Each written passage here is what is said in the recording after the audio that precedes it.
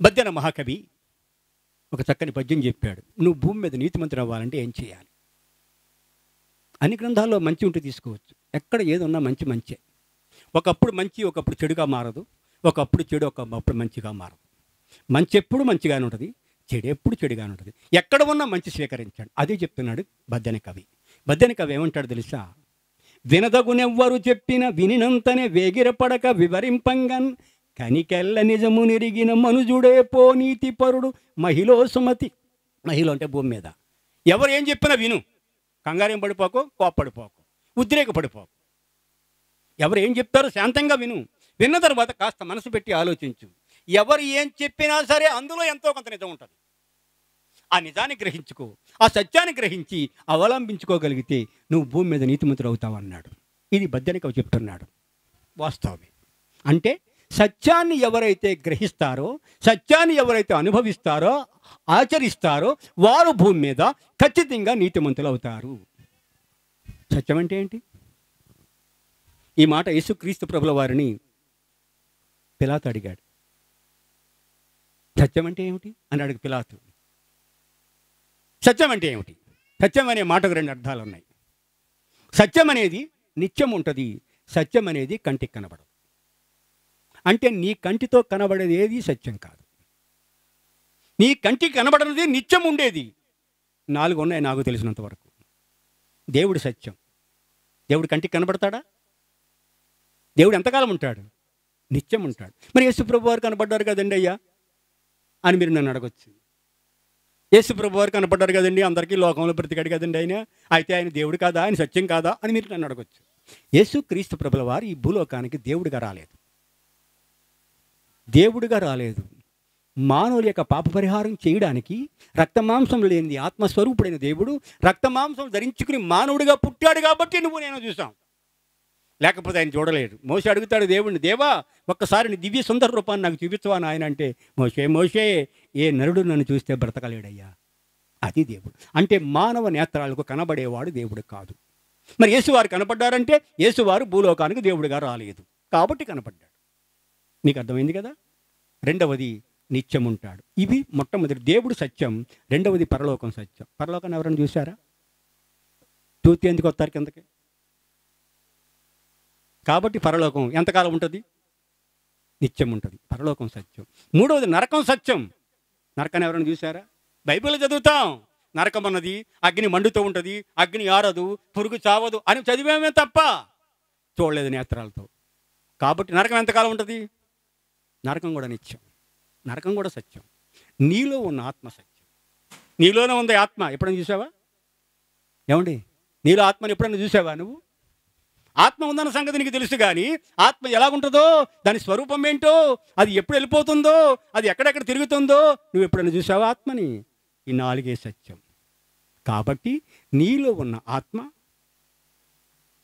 నిత్యుడైన దేవుడుండే పరలోకం వెళ్ళడానికి భూలోకములో సత్యాన్ని గ్రహించి సత్యాన్ని స్వీకరించిన వాడే నీతిమంతుడు అవుతాడు. ఇది బద్దెన గారు చెప్పిన మాట. ఇది మూడవ మాట. నీతిమంతులు అవ్వాలంటే ఏం చేయాలండి? మొట్టమొదటిది, నాకు ఇచ్చిన సమయం అయిపోతున్నట్టుంది, తొందరగానే ముగించడానికి ఇష్టపడుతూ ఉన్నాను. ఓకే, ఇంకో 2 మాటలు చెప్పి ముగిస్తాను.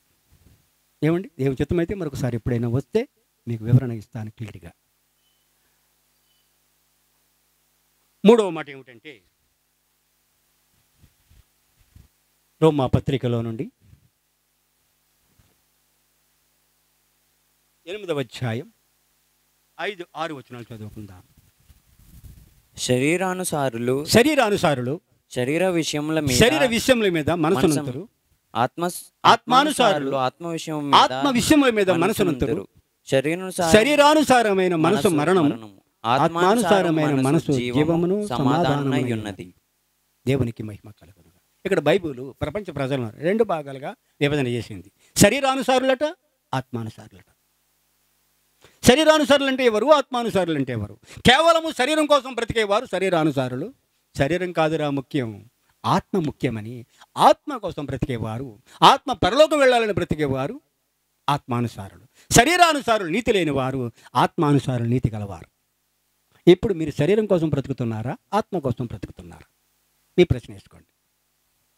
చిన్న ఉదాహరణ ఇస్తాను మీకు. 10 ఎకరాల భూమి సంపాదించావు, శరీరానిక ఆత్మక? మీకు అర్థమైందా లేదా? 10 ఎకరాల భూమి సంపాదించావు, పొలం. ఈ 10 ఎకరాల పొలం శరీరానిక ఆత్మక? కదా. 3 అంతస్తుల మేడ కట్టావు, శరీరానిక ఆత్మక? కారు కొన్నావు, శరీరానిక ఆత్మక? ఏసీ పెట్టావు, శరీరానిక ఆత్మక? బిర్యానీ తిన్నావు, గారెలు తిన్నావు, బూరెలు తిన్నావు, అబ్బబ్బబ్బా, ఇవన్నీ శరీరానిక ఆత్మక? మరి ఆత్మకేం సంపాదించావు నువ్వు? ఇప్పుడు మీరు శరీరానుసారులు, ఆత్మానుసారులు. శరీరానుసారులైతే నీతి లేనివారు, ఆత్మానుసారులైతే నీతి గలవారు. ఆత్మ శరీరం నుంచి బయటకు వెళ్ళిపోయింది, నిన్ను ఎవరైనా గౌరవిస్తారా? ఒక కవి ఏమంటాడు తెలుసా?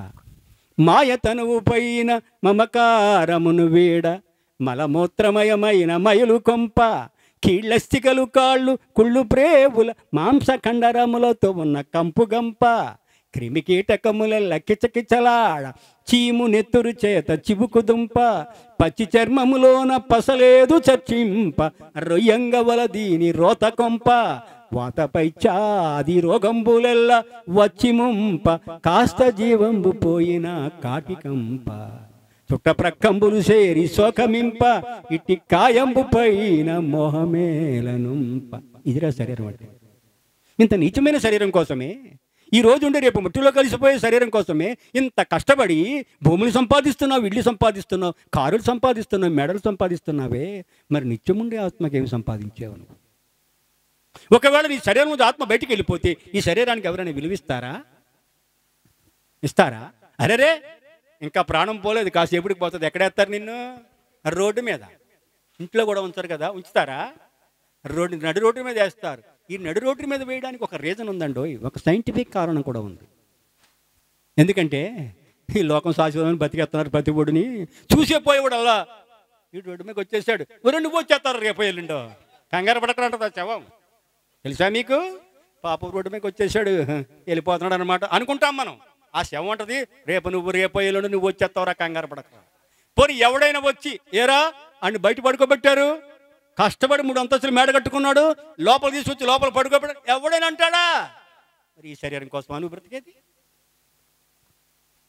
ఈ శరీరం కోసం నువ్వు బ్రతికేది? పోనీ పెళ్ళం వచ్చేసి ఏడ్చేస్తూ ఉంటుంది, ఏమండి మీరు బ్రతుకుని నేను చచ్చిపోయినా పర్వాలేదండి అంటారు.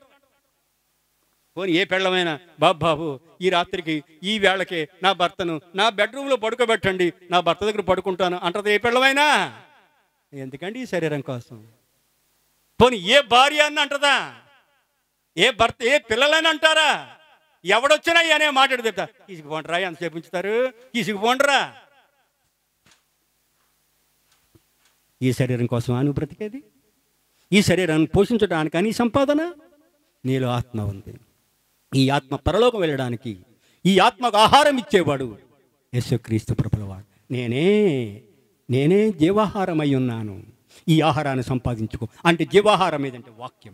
ఈ వాక్యం చేత నీ ఆత్మను బలపరచుకోవడానికి, నీ వాక్యం చేత నీ ఆత్మకు పట్టిన ఈ శరీరపు యొక్క పాప కలుషితాన్ని తీసివేయడానికి వాక్యాన్ని సంపాదించుకొని వాక్యానుసారంగా జీవించగలిగితే నువ్వు ఆత్మానుసారిగా మారుతావు, పరలోకం చేరుకుంటావు. అప్పుడు నువ్వు నీతిమంతుడిగా బ్రతకగలవు.